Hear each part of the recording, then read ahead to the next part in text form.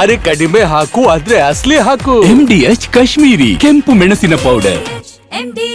ಇನ್ನು ವಸತಿ ಇಲಾಖೆಯಲ್ಲಿ ನಡೆದಿದೆ ಎನ್ನಲಾದ ಬ್ರಹ್ಮಾಂಡ ಭ್ರಷ್ಟಾಚಾರ ಖುದ್ದು ಕಾಂಗ್ರೆಸ್ ಶಾಸಕರಿಂದಲೇ ಬಯಲಾಗಿದೆ. ನಾನು ಹೇಳಿದ್ದು ಸತ್ಯ, ನನ್ನದೇ ಧ್ವನಿ, ಹಣ ಪಡೆದು ಮನೆ ಹಂಚಿಕೆ ಮಾಡಲಾಗಿದೆ ಅಂತ ಶಾಸಕ BR ಪಾಟೀಲ್ ಒತ್ತಿ ಹೊತ್ತಿ ಹೇಳಿದ್ದಾರೆ. ಏನು ಪಾಟೀಲ್ರ ಈ ಹೇಳಿಕೆ ಬಿಜೆಪಿಗೆ ಆಹಾರವಾಗಿದ್ರೆ ಸರ್ಕಾರಕ್ಕೆ ಇರಿಸು ಮುರುಸು ತಂದಿದೆ. ದುಡ್ಡು ತೆಗೆದುಕೊಂಡೇ ಮನೆ ಕೊಟ್ಟಿದ್ದಾರೆ, ನಾನು ಸತ್ಯವನ್ನೇ ಹೇಳಿದ್ದು. ಒಂದು 5-6 ಪಂಚಾಯತ್ಗಳಲ್ಲಿ ದುಡ್ಡು ಕೊಟ್ಟು ಮಾಡ್ಕೊಂಡು ಹೋಗಿದ್ದಾರೆ. ಇಲ್ಲ, ನಾನು ಸತ್ಯವನ್ನೇ ಹೇಳಿದ್ದೀನಿ. ನಾನೇ ಮಾತನಾಡಿದ್ದು, ನನ್ನದೇ ಧ್ವನಿ ಎಂದ BR Patil. Rajiv Gandhi housing corporation में जो लोग जाके पैसा देते हैं उनको घर मिला है. हो रहा है क्या, धंधा हो रहा है क्या? ನಾನೇ ಮಾತಾಡೋದು ನನ್ನ ಧ್ವನಿನೇ. ये हो रहा है क्या, धंधा हो रहा है क्या? ಇದೇ ಧ್ವನಿ ಸರ್ಕಾರವನ್ನ ನಡುಗಿಸಿದೆ. ಆಡಳಿತ ಪಕ್ಷದ ಶಾಸಕರೇ ಸಿಡಿಸಿರೋ ಈ ಆಡಿಯೋ ಬಾಂಬ್ ಸರ್ಕಾರವನ್ನ ಅಲುಗಾಡಿಸಿದೆ. ವಸತಿ ಇಲಾಖೆಯಲ್ಲಿ ರಾಜೀವ್ ಗಾಂಧಿ ವಸತಿ ಯೋಜನೆಯ 950 ಮನೆಗಳನ್ನ ಹಣ ಪಡೆದು ಹಂಚಲಾಗಿದೆ ಅಂತ BR ಪಾಟೀಲ್ ಆಡಿಯೋದಲ್ಲಿ ಆರೋಪಿಸಿದರು. ವಸತಿ ಸಚಿವ ಜಮೀರ್ ಅಹಮದ್ ಖಾನ್ ಅವರ ಆಪ್ತ ಕಾರ್ಯದರ್ಶಿ ಸರ್ಫರಾಜ್ ಖಾನ್ ಅವರನ್ನ ತರಾಟೆಗೆ ತೆಗೆದುಕೊಂಡಿದ್ರು.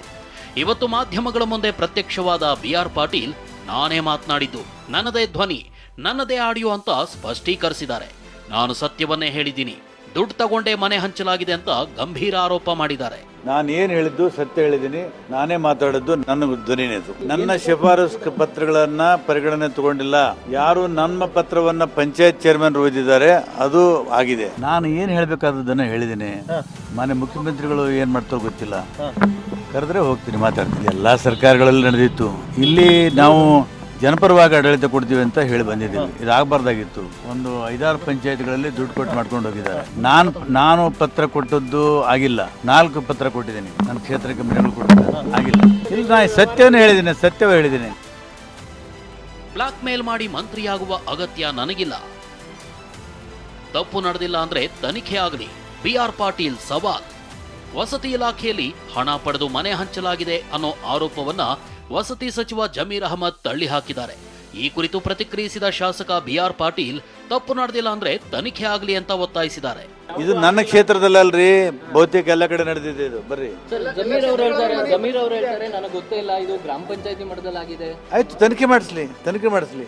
ನಾನು ಯಾಕೆ ಹೈಕಮಾಂಡ್ ಇರ್ತಾರಲ್ರಿ, ನಾನು ಹೊಟ್ಟೆ ಕಡಿತು, ನಾನು ಔಷಧ ತಗೊಂಡಿನಿ. BR ಪಾಟೀಲ್ ಆರೋಪವೇ ಬಿಜೆಪಿಗೆ ಅಸ್ತ್ರ. ಸಿಎಂ ಉತ್ತರಕ್ಕೆ ಬಿಜೆಪಿ ಪಟ್ಟು, ತನಿಖೆಗೆ ಆಗ್ರಹ. ನಾವು ಆರೋಪ ಮಾಡಿದ್ರೆ ನಮ್ಮ ಮೇಲೇನೆ ಮುಗಿ ಬೀಳ್ತಾರೆ. ಈಗ ಅವ್ರ ಪಕ್ಷದ ಶಾಸಕರೇ ಆರೋಪ ಮಾಡಿದ್ದಾರೆ. ಇದಕ್ಕೆ ಸಿಎಂ ಏನಂತಾರೆ ಅಂತ ಪ್ರಶ್ನಿಸಿದ್ದಾರೆ. ಸಿಎಂ ಉತ್ತರ ಕೊಡ್ಲಿ, ತನಿಖೆ ಮಾಡಿಸಲಿ ಅಂತ ಒತ್ತಾಯಿಸಿದ್ದಾರೆ. ಲಂಚ ಇಲ್ಲದೆ ಮನೆ ಇಲ್ಲ, ಮನೆಗೆ ಬೇಕಾದ್ರೆ ಲಂಚ ಕೊಡಿ, ಇದು ಬ್ಯಾನರ್ ಅಲ್ಲಿ. ಈಗ ಶಾಸಕರು, ಕಾಂಗ್ರೆಸ್ ಶಾಸಕರೇ ಮಾತಾಡಿರುವಂತ ಆಡಿಯೋ ಇದೆ.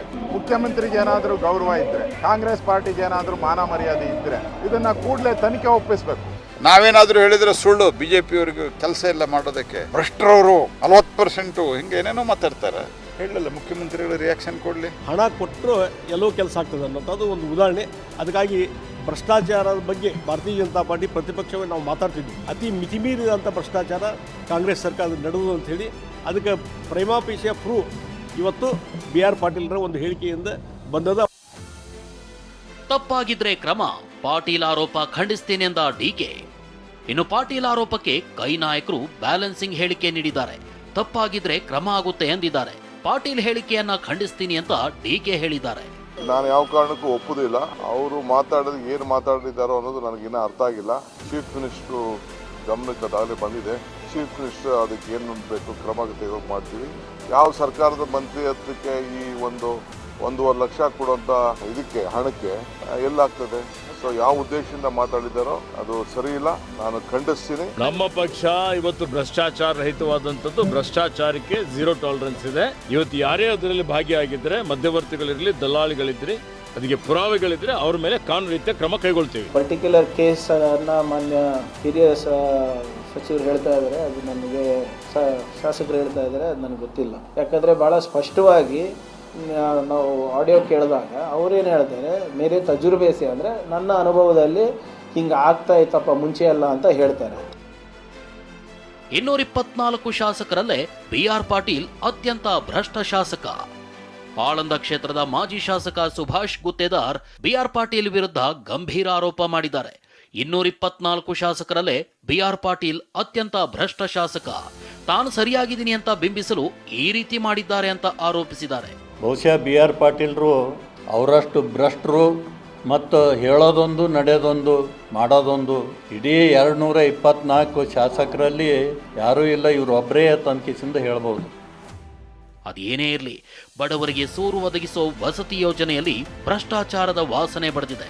ಇದಕ್ಕೆ ಸರ್ಕಾರ ಕಡಿವಾಣ ಹಾಕಬೇಕಿದೆ. Bureau report, TV9.